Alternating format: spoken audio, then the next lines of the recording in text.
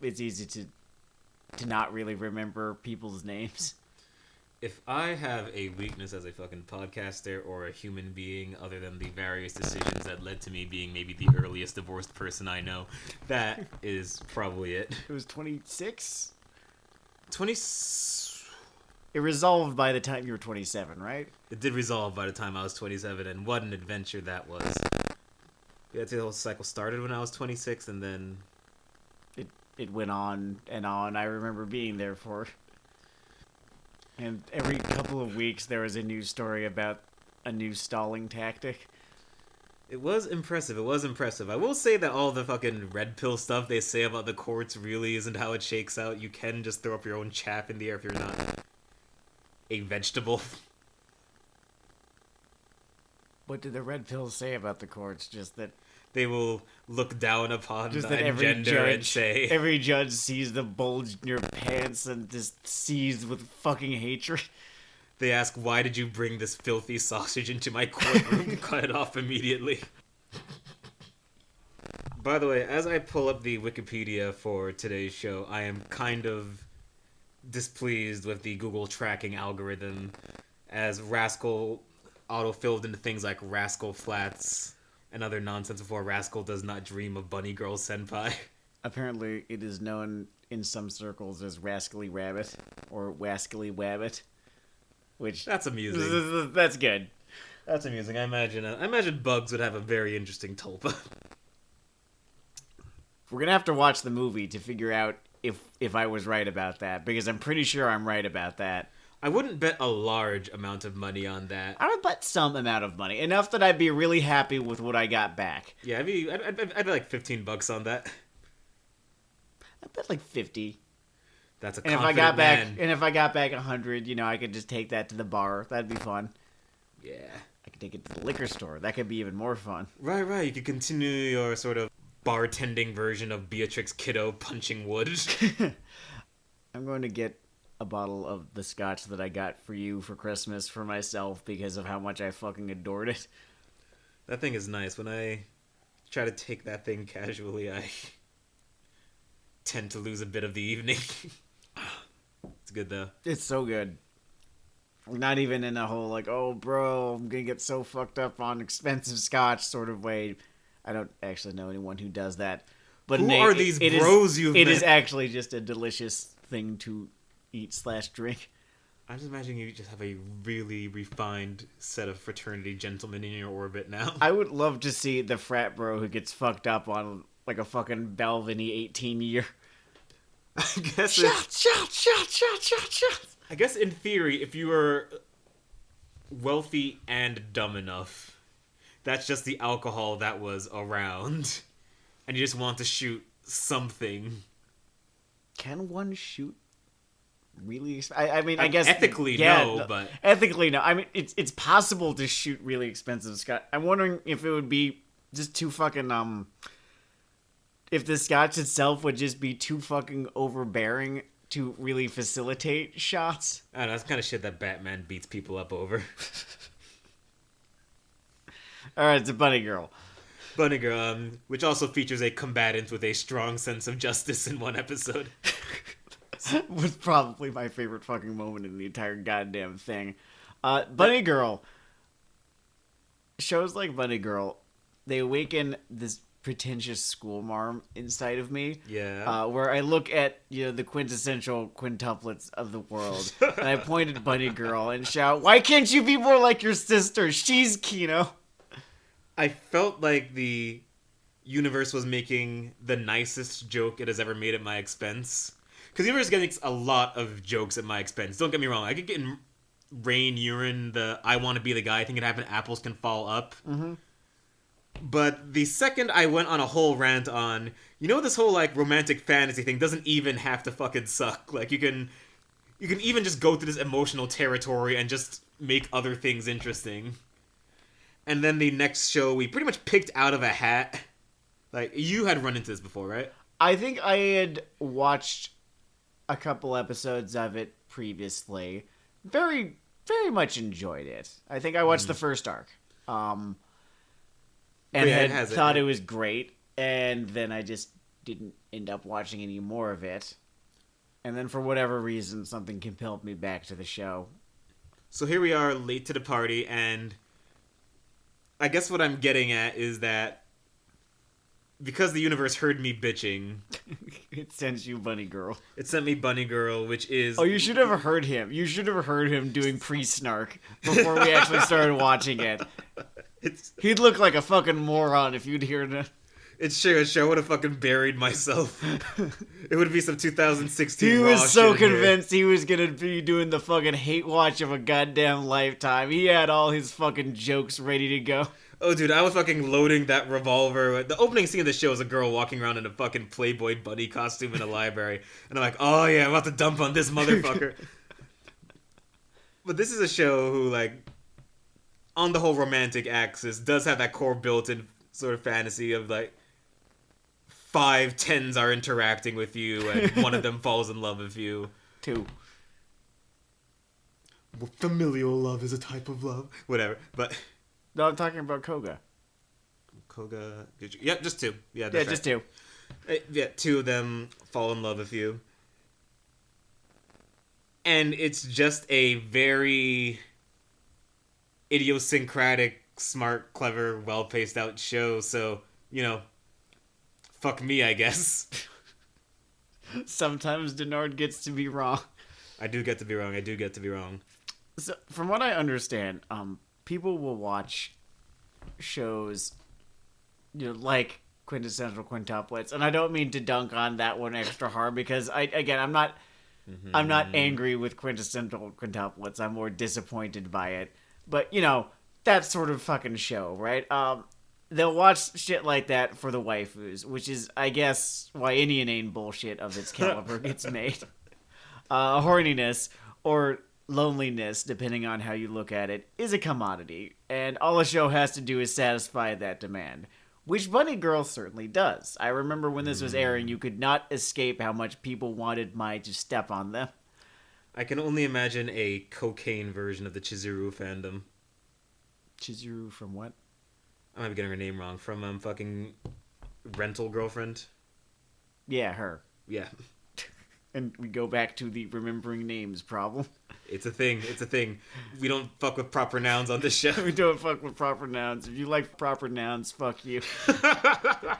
When it does more than just satisfy the horniness demand, right? That's damn near all it takes for a show to feel special, like Bunny Girl does.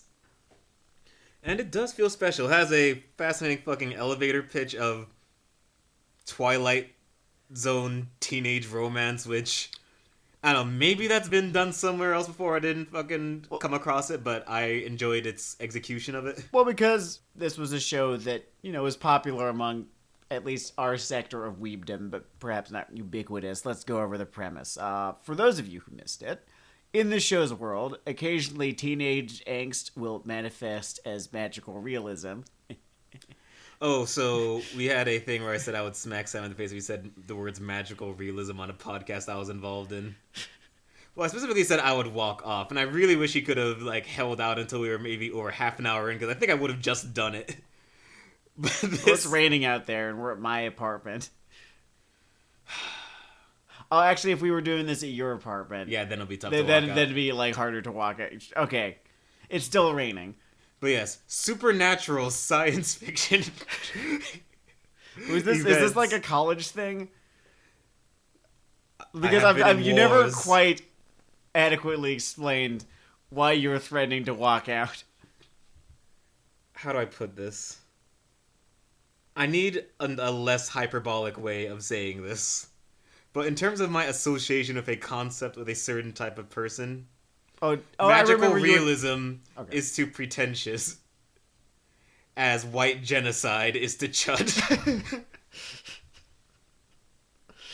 And that is probably what happened. I'll take your fucking word for it.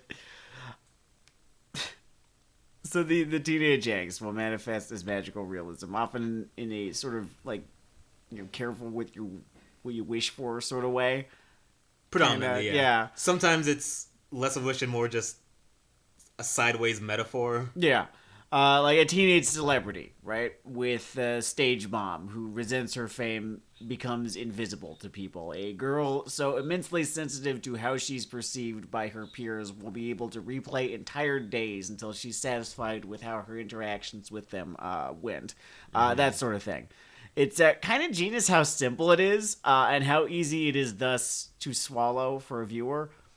Weird syntax there, but I definitely agree with that. I was always impressed that the show moved and also never really overwhelmed you conceptually. no, it's until so you brought obviously it up. allegorical. Yeah. Is the thing that you don't really need to look for an explanation as to why it's happening. It's just that kind of show. No proper nouns or world building besides adolescent syndrome. Really, it's Sam catnip. Honestly, Honestly, I was they could destined to have love this show. Really, they could have even gotten away with never dropping the words adolescent syndrome. Or I like the explain- idea that I'm- it is a rumor in universe. That is cool, but I guess I'm more just crediting how these things are delivered because Sure, yeah. these events come in a way where it could have just been the short story prompt of the day. It's like, yeah, this is And there could have been happening a now. secret organization dedicated to stopping. Oh yes, in my acidic nightmare world, this would have immediately devolved into some kind of shonen battle thing. By the way, I'm so glad it didn't. I'm so glad that. I don't know what demographic this was. I think it felt like seinen to me. I mean, it's aimed at teenagers, so probably shonen, but it did feel like seinen. Sort of. I am bad at moneyballing where these things are aimed age-wise sometimes. Because I know that Kaguya-sama is a seinen show.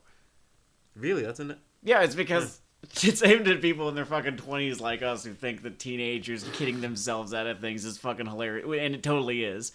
It definitely is. It definitely is. But yeah, that's an interesting question. So, this is a very dialogue-based show. And I find that because of how fundamentally different Japan is from English, it can sometimes feel like any smart dialogue or clever turns of phrase present in anime get lost in translation to English. And what we get stateside sounds comparatively blunt and sometimes obtuse in comparison. This is the dub problem, but I do find that sometimes subs, it feels less than elegant, oftentimes. And you think that sentence was probably a really beautiful sentence in Japanese, right? I have been reading a book of Japanese grammar and it makes me want to shove glass up my nose.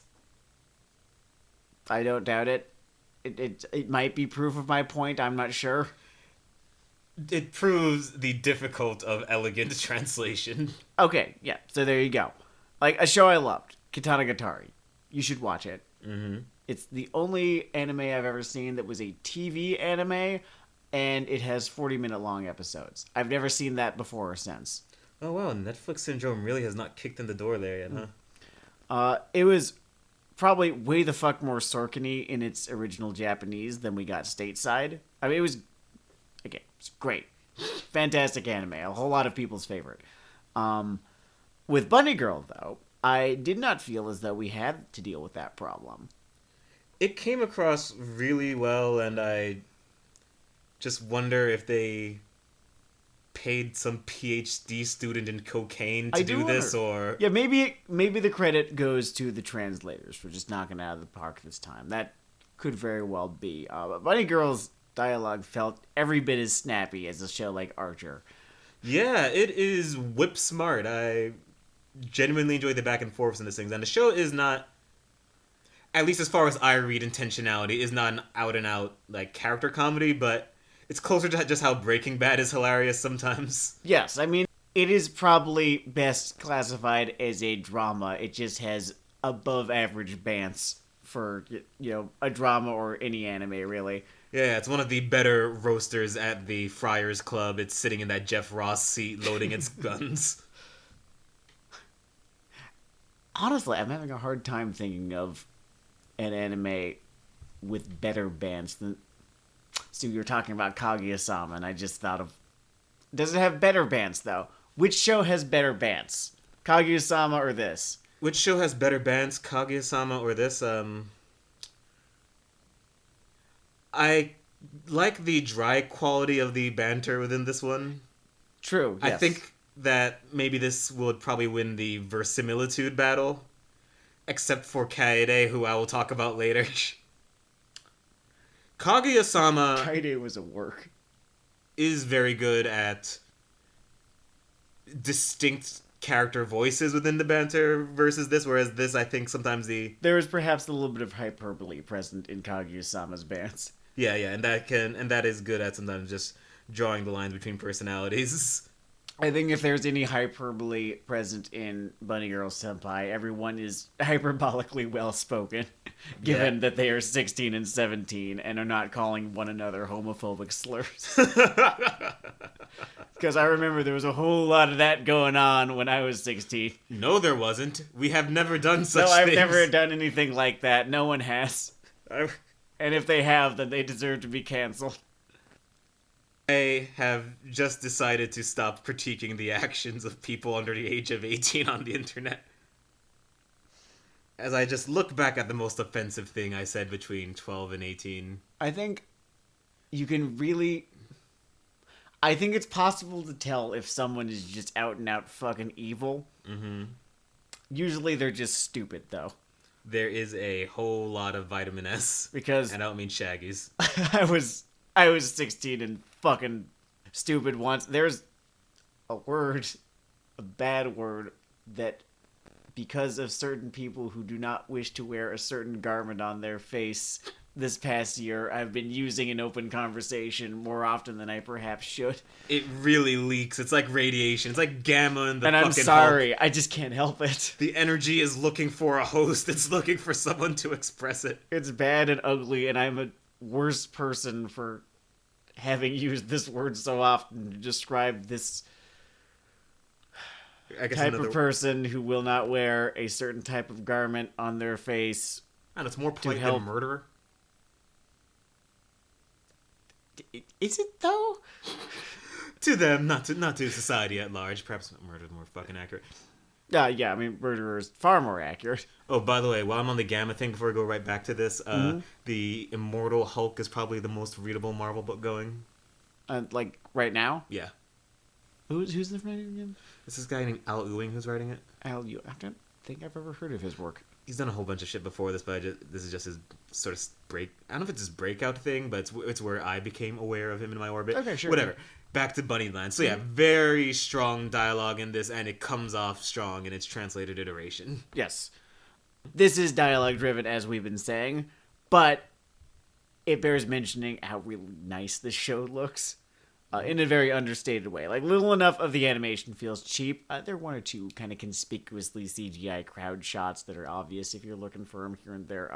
And that is the exception, though, not the rule. The thing is, I want to call it wisely directed. None of the scenes are longer than they need to be, and they often cut before a given conversation is over, but after we learn everything we need to learn, right? It's as the scene is about to stop being interesting, they end it. They also sometimes end episodes on like those sort of Venture Brothers ending gags. Not necessarily a gag, but like something that's punchy. Okay, yeah. Like after the credits, a lot of times on the fucking Venture Brothers, they will have Little, like 10-second interactions. I think always at the end of the credits on the Always, Venture Brother. yeah. Yeah. And there's one or two episodes of this that had moments that reminded me of that. Pour one out. Pour one out. I don't know. They are really desperate to get people on this HBO Max thing. They might try to corner the you smart could totally fucking you could totally corner. You could get. I want to say that there's about 30,000 of us. You could totally get 30,000 new subscribers by putting Venture Brothers on HBO Max. I would totally fucking get it. So to Randy Quaid, who is a mid-level Time Warner executive, He is. who that listens to. I've totally made that up. I just like making up viewers sometimes. It makes me right. smile. When it comes to the pacing of these scenes, Why'd you call him Randy Quaid? subconscious. All right, that's bound to confuse people though, because he has been in the news lately. All right, fuck it. I'll re-record the joke then. So to Miranda Turnerton, an employee Much of better. the Warner Corporation.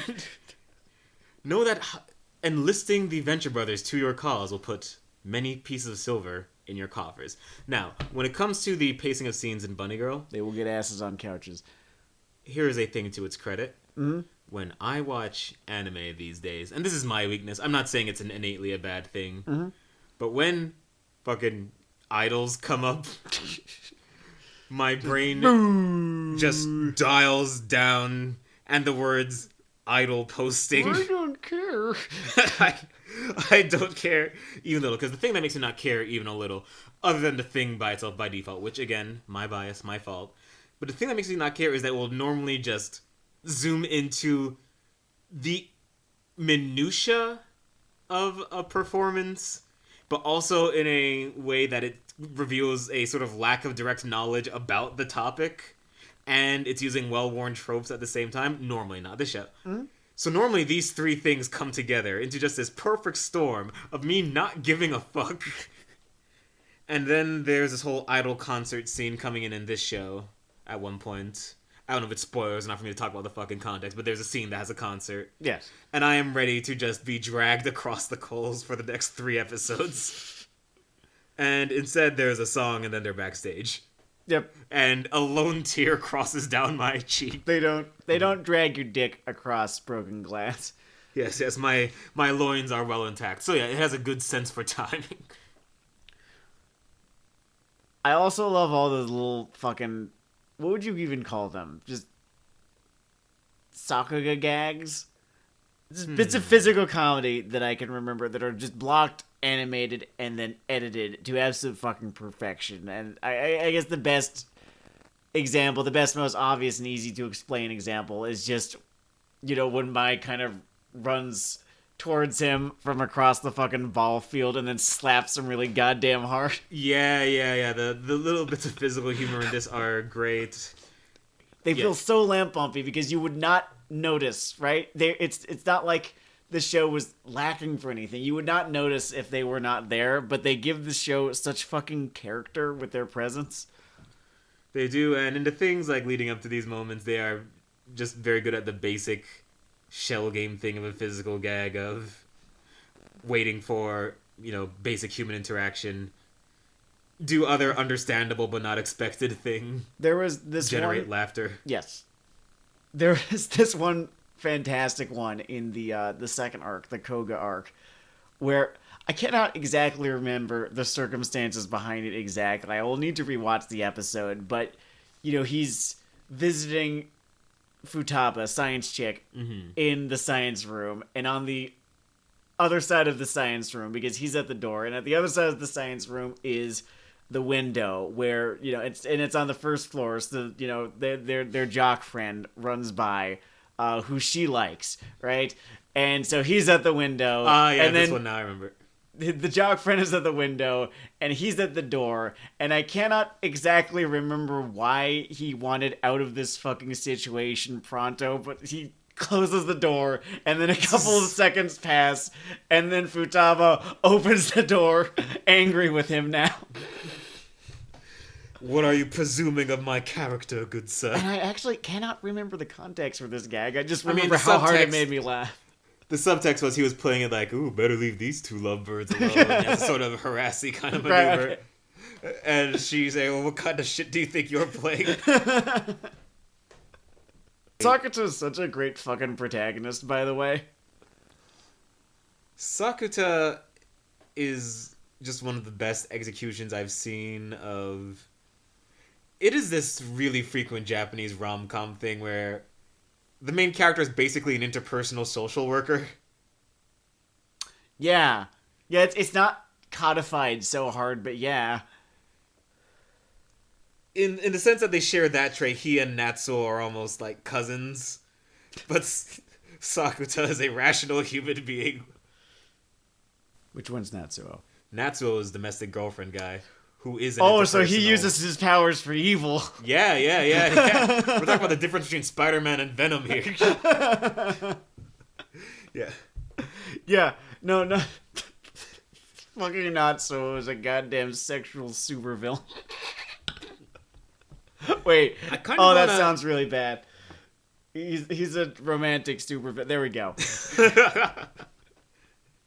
I kind of want to do a little lineage hopping across romance manga at some point because I want to figure out if light novels influence this sort of interpersonal social worker kind of model because that could very well just be a sort of side effect of the structure I know that of a Ellen. Oh, sorry, what? Yeah, I know that I've watched at least one or two light novel adaptation rom-com anime where the male protag is totally a fucking social worker. Love Chunbyo and Other Delusions is a very good example off the top of my head. The fuck is Doragairu, that one. Oh yeah. Yeah, which I should watch that. I Tell me how it is. should make up my mind about that one. Oragairu is another example. You could kind of say that what's his dick? The Monogatari series, but in a very Monogatari kind of way. And this show definitely, like, he was reading Monogatari, right? He was reading Baka Monogatari. This is my whole as a human being and anime critic, have not interacted with that whole franchise. Are you familiar with the premise? Not even. Okay, so it's basically kind of structured in the way that this is, where it's, the main character goes around helping, various girls with fun character designs, with various supernatural woes tied to their personality. In the Bakemonogatari series, their supernatural woes are often tied to aspects of mythology and Japanese mythology in particular, whereas this is a far more general sort of your teenage angst causes weird sci-fi shit to happen kind of thing. Really is the middle point between freaks and geeks on the Twilight Zone, and that is a very fun premise to me. What I like is how squishy the sci-fi feels. Like, it never feels like it needs to be too amazingly hard. Yeah, and it is definitely a semi-solid. Like, I don't know. There probably is a universe where you could do, I don't know, something like those old science adventure games, like the thing that Steins Gate comes from. Sure, yeah. But maybe that would demand too much. Maybe that'll take up too much space. Like, this thing, its eyes are really set on just getting these character dynamics right. Yeah, because it is right. just a character show. That is where everything lives, is with these characters. And ultimately, going for like middle or harder sci-fi, it would be another plate to spin on its nose. Which maybe you could do it. It does not take away from the show that it's not there. Yeah, no, it definitely doesn't need to do it because this series is just not fucking about that. It is about being a teenager, specifically a teenager in this day and age. It often feels like, and how the unique problems that a teenager in this day and age sort of manifest, right? And what they can feel like.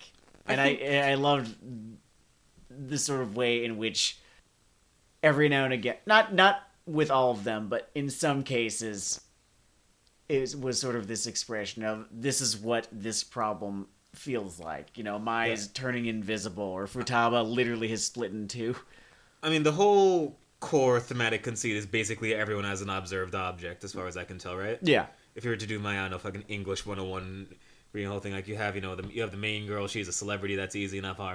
Our main lad is something of an outcast because of the rumors around the whole industry. You have that running tab of fighting the atmosphere or not fighting the atmosphere. And that seems to be one of the main undercurrents of the show, is just his championing being the silent iconoclast, I guess. Yeah, their word for atmosphere sounds like cookie, so I always remember it in class.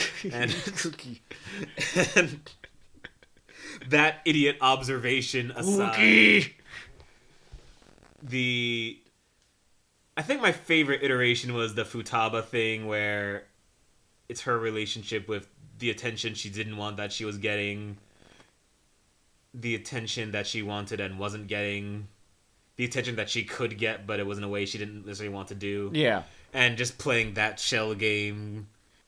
I think the Koga arc was the most fascinating to me. It was definitely the way that her anxieties were the most identifiable to me, and thus the way that her adolescent syndrome manifests. And for those of you listening who have not watched, her whole thing is that she can if not replay days, then create projections of days an infinite number of times, I guess.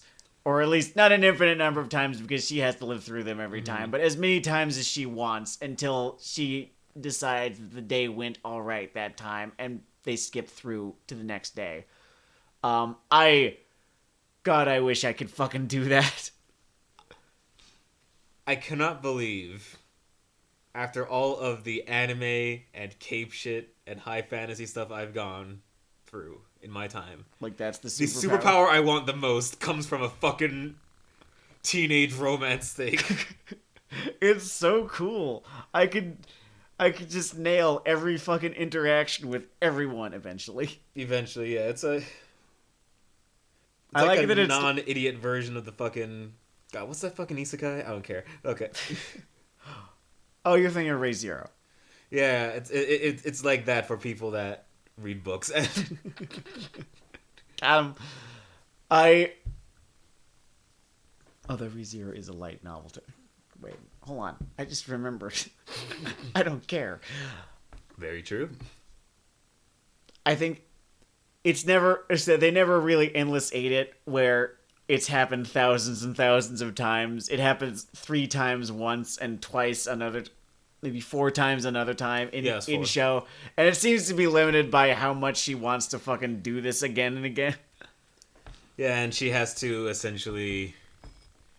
It starts out with, again, the whole being an observed person thing where she is just clinically embarrassed about every aspect of herself as a human being. Well, she's immensely empathetic. I mean, that's sort of, that is sort of the plight of the overly empathetic, is that you are really fucking keyed in to everyone's thoughts, perhaps about you. Mm-hmm. And it can often lead to anxiety. Hold on, I can do a better job of explaining this. When a particularly empathetic or empathic person is going to have a better idea of what people think of them in particular than most, right? And they will probably, if they are the anxious type, as Koga is, hyperfixate on anything negative that people think about them. Often exaggerating. So That, it is... the whatever negative thoughts they have. So it is life in just the edible they know state. In a sense, Eternally. especially if you're a teenager. Ah. Well, let me tell you, I know that struggle. They used to call me Denard Empathy Dale, or I presume they do. I just sort of assume people are thinking what I'm thinking. That's how it works. Yeah, man. It's, you know, just autopilot for interacting with the world. It's pretty dope. It's pretty dope. Sometimes I imagined having to fucking live in a world where adolescence syndrome existed and people came to me with their fucking problems about it. And I'm not Sakura. I just tell them, oh, man, you need to fucking work your shit out. Dude. You got a fucking doppelganger out there. That's fucked up, dude. Imagine a second string acquaintance of yours looks at you soulfully and says, "Hey, Sam. Lately bees have been crawling out of my nose. I don't know what it means. You know, my mom used to have this orchard. Yeah, that's cool." Sure she did. Your fucking ex texts you and just says, "I'm turning red and green and I don't know what it means." It means that the writer's running out of ideas. Your dad fucking calls you and says, I'm not appearing in photos anymore, son. It's adolescent syndrome. Fuck off. Some people are just gonna have to live with their shit. I'm fucking 28. Wait, am I in this version of this little scenario? Am I 17? Like, oh god, I don't fucking want that. I don't even like imagining that. Oh, fuck that. Oh, fuck being a teenager. Now I understand why they need an entire fucking quarter of all media to be about that. You're gonna look across the fucking room, and you're just gonna see a kid with dicks for fingers. And everyone knows it means chronic Stop masturbation. masturbating. Stop fucking masturbating. It's gonna be so easy. No, it's hard. It's hard all the time. It's hard right now. Oh, man. It is going to make domestic abuse situations way easier to identify and way harder to deal with. There, because that's when the fucking ReZero shit will start happening. You know, you'll confront the dude, he'll fucking break your neck, and then you'll wake up the next day. Like, well, not that way. It's like, oh, I gotta bob and weave, I guess. Gonna have to try it again.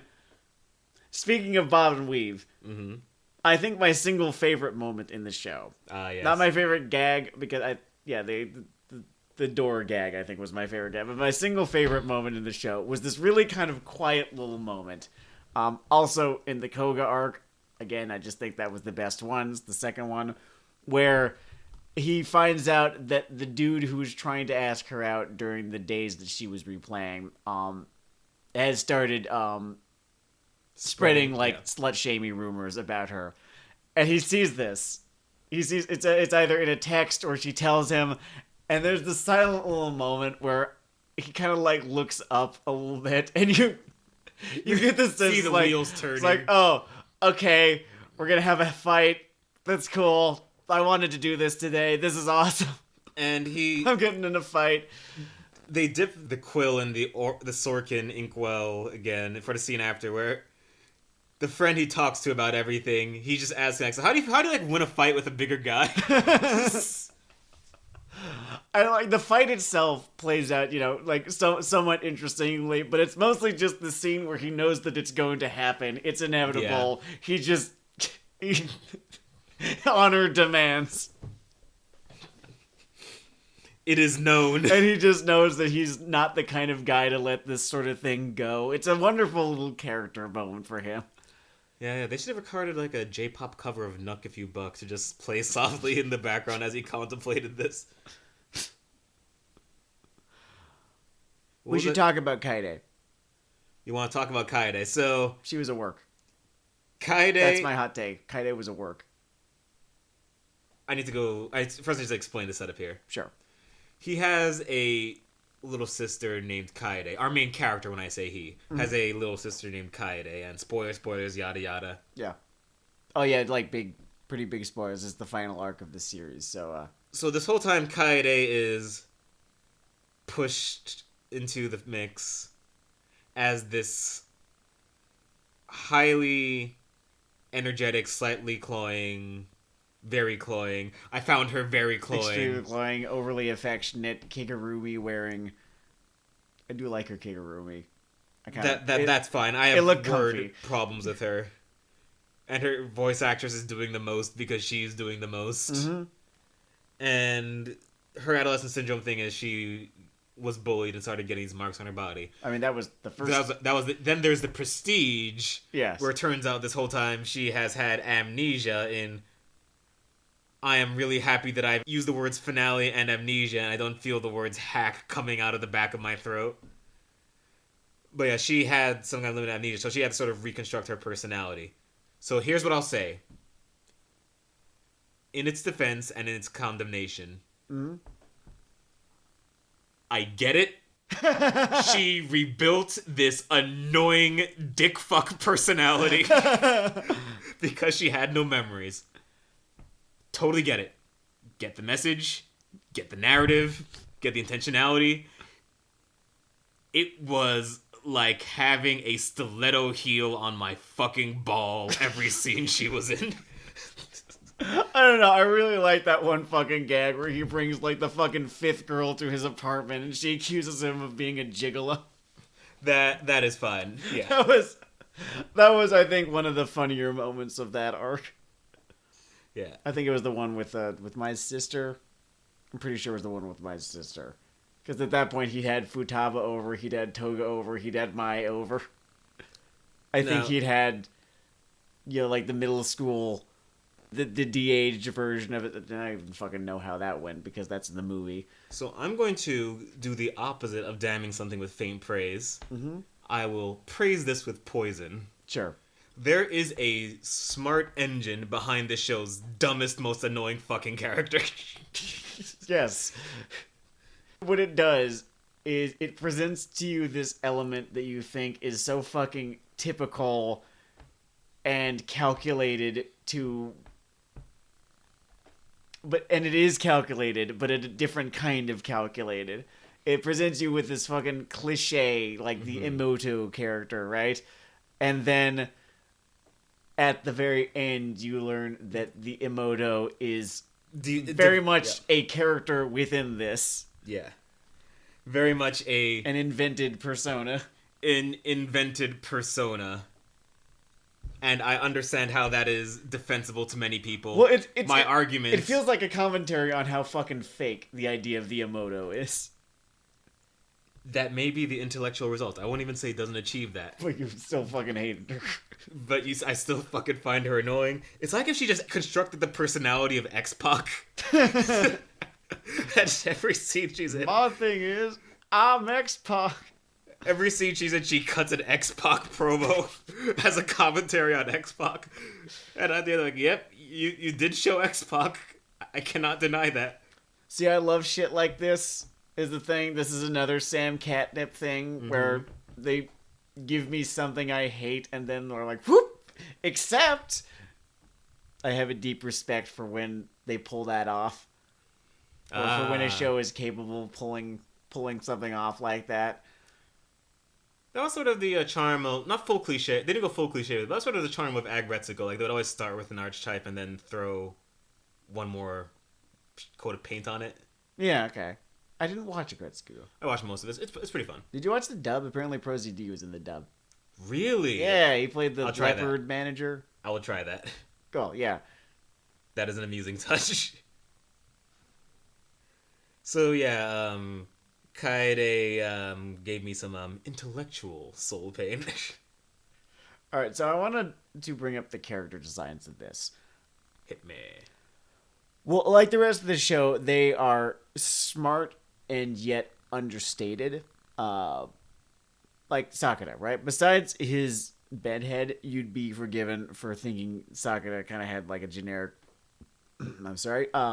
Besides his bedhead, you'd be forgiven for thinking that he had kind of a generic design.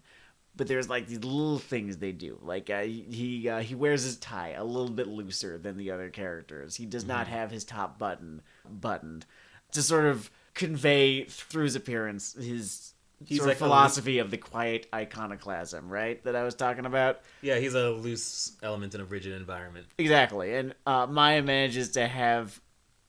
And at this point, I would say that among some circles, her look could be considered iconic. Like, I wouldn't call it... It seems to be influential. I wouldn't call it Haruhi iconic. But she's impossible to mistake. You see Mai, you know Mai. And they do it with just a couple of rabbit-shaped hair decorations. And those took me a second to spot, and then once I did, I was like, Yep, I get it. You shit You bricks. shit bricks, yeah. Also, people fucking coom for her. They... Real fucking hard, like disturbingly hard. She is the... Sometimes with an editor, you make a sacrificial opening volley and saying this will be a normal thing. I mean, I get it. I think I get it with her more than I get it with most characters who end up becoming someone's waifu. Mm-hmm. There is actually a personality behind it. I guess she's amazingly charming. When I think of the rom-com things I have enjoyed, Ha Ha Ha, Denard, etc., some kind of resistance in the person's personality is necessary to avoid it just feeling masturbatory. It really can help elevate the thing.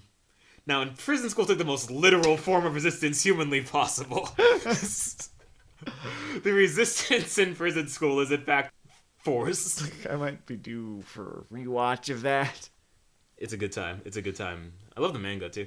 The manga's fantastic, and it did not deserve the fate that was inflicted upon it. God, the whole business end of manga thing that happens sometimes is really unfortunate. It's a fucking tragedy. That production cycle is murder. Like, you look how much time someone gets to make a chapter, and you look at in America, we sort of roll out of bed like, oh man, I'm not sure I'll be able to get these 22 I pages should done in a probably month. call my artist or something. see what he's up to. Hey, art guy, do you need another assistant? Yeah, it'd be fun. Yo, can you get another guy to do the whole ink part? I bet there's an artist listening to this podcast right now who's real fucking pissed. I'm not. No, it's still very hard, but you are not a slave. But you are not a slave to your publisher. And if you are a slave to your publisher, then you're not as much of a slave to your publisher. Actually, if you're a slave to your publisher, probably send us an email so that we can help you. That sounds bad right there. Like, it's okay if it's in code, just... We're here to help.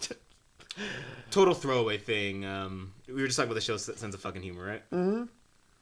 There was a fly-through gag. I don't know why I didn't point it out to you, but I fucking loved it. In the Koga arc, after he has resolved the loops, or one set of the loops. The first set of the loops. The first set of the loops. Yeah. There was just a throwaway line. You blink and miss. He says, the test results hadn't changed either. And he's using someone else's fucking Twilight Zone moment to cheat on his exams. And that's what we call good shit in it's Vince such McMahon. good shit. I think my favorite Sakura line is, I have friends. 3 of them, even. Yep. That was nice. It That was was nice. fucking great. I cannot recommend this show enough. It scratches this really particular itch. I would almost call it, the Kaguya-sama itch, even if Kaguya-sama is a little bit more slapsticky and hyperbolic in its sense of humor. Though no less intelligent, of course. But it's like Haruhi-esque in its way, too. Oh, the Haruhi thing is in its DNA. I don't think that's to its detriment. No, absolutely not. Yeah, it's a... I mean, it definitely wears its influences on its sleeve in that way. Like, I mean, Monogatari, too, was, like, right the fuck there. Yeah. I overall would give it a solid recommendation. Just a strong recommendation. I just enjoyed it. It's a good... Also, I think it's literally in a genre niche where I normally just have my head hits the table. So I think I just have to assume that it's great. And you know, what it never really seems to have in it? Lay it on me. Dumb anime bullshit. There's so little dumb anime bullshit present in this show. There is minimal dab, I will say, yeah. And we can't call it that. It would need to be called sad because I usually call it stupid anime bullshit. That's true. And the only stupid anime bullshit present in it is in fact a work. If you watch the show, by the way, someone tell me if I'm right or wrong. I'm not saying the literal exact same music work, but I swear, every teen drama anime above a fucking C has the same fucking piano riff in it. We're gonna need to watch... Oh god, I can't even believe I'm fucking suggesting it. I have seen it within a year, and it's too fucking soon. We're gonna need to watch Anohana and see if Anohana has the piano riff. I will be like looking for that thing like a hawk, if I can hear it above whatever quantity of tears we produce, judging by how you describe this fucker. I don't know how many tears you're gonna produce. I'm gonna produce a lot. I think I actually cried harder the second time. That's impressive. I mean, the way you described it didn't so much chalk it up to you as much as the show having magic powers. So, I don't know. I don't assume I'm immune to such things. I mean, I am like 6 kinds of dead on the inside, but not 100%. Like 92%. Like, just short of the, like, class 3 toxic masculinity threshold. Where it's like a trait and not an active problem that people bring up. I'm not going to suggest that the next episode be Anohana. But, like, maybe within the next 6 episodes. We're going to need to work up to it. All right, I last watched it in June.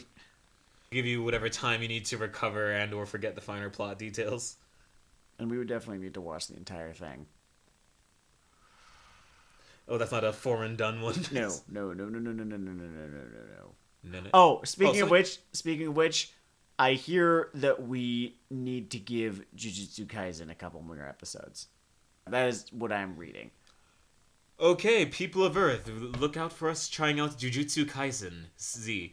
Honestly, Like, I could watch I could more of see, that show, I yeah. could watch it.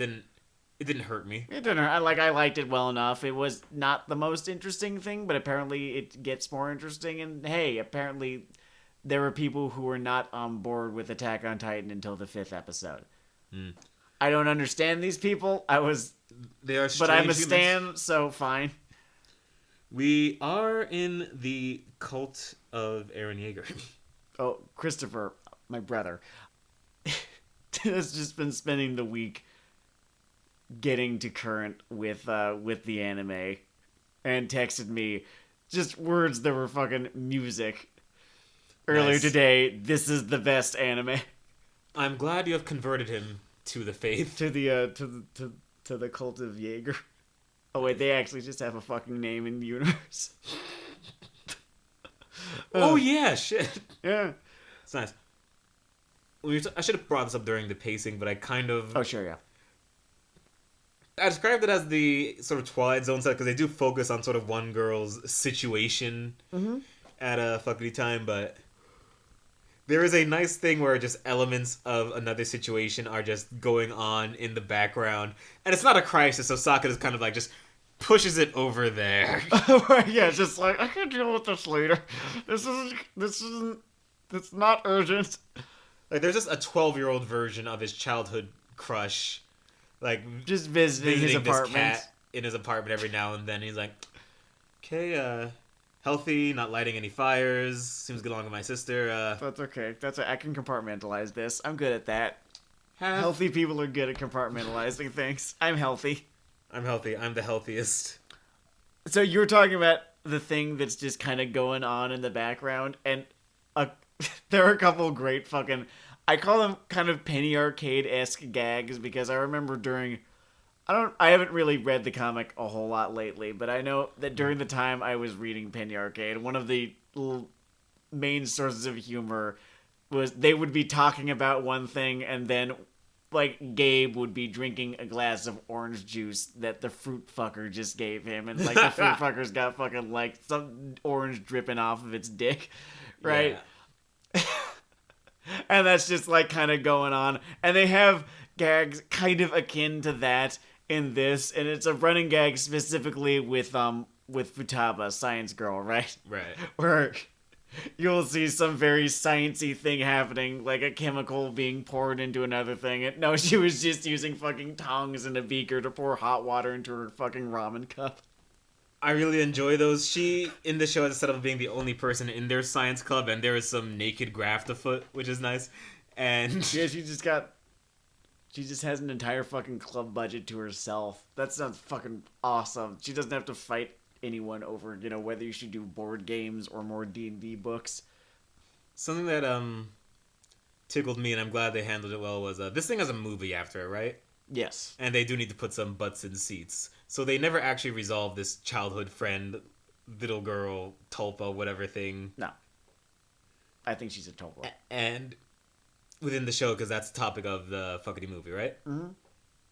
And there is a little bit of pointing at the sign and saying, I'll see you at WrestleMania! But it's not obnoxious, and I appreciate that it's not obnoxious. And I appreciate that it lets other things resolve to give the show itself some finality. Well, it's the way that this show kind of works where they will always seed an arc before it happens. You will always be introduced to the girl from this arc before her arc proper. Mm-hmm. And apparently, one of the arcs that has not been adapted into either the movie or the show involves one of the girls from the idol group. So, like, you've totally met her, prior to her arc, that whole thing. I enjoy that. I enjoy the whole, like, this is not just some new character who just popped in to say fucking hi. Like, remember fucking Rent-A-Girlfriend? That was perhaps a problem that I had, was just like, oh, here's this asshole now. Yeah, they kind of just fly into the scene like fucking 747s. Really, Denard? Is that your default metaphor? There we go. So I like that you're sort of given this character. You aren't really told that this character is going to be the focus or whatever of an arc, but A, you come to expect, and B, it's kind of fun. You feel smart for recognizing them. Yeah, like you should know if it's coming from paying attention, like the CIA and 747s. All right, so this is Weeaboo Hell.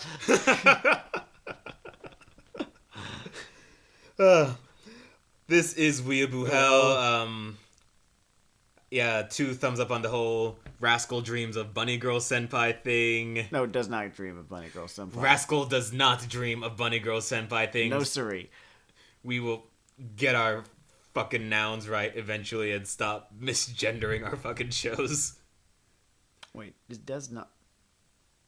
Is it a verb? Oh god, I forgot. I promise you a second media property will not come up if you Google Bunny Girl Senpai. Rascal does not. Okay, not. It's not... What kind of a word is not? Is that a preposition? No. Yes. I don't care, but it's Weeaboo Hell. This is Weeaboo Hell. Fuck 12. Trump can choke on cum.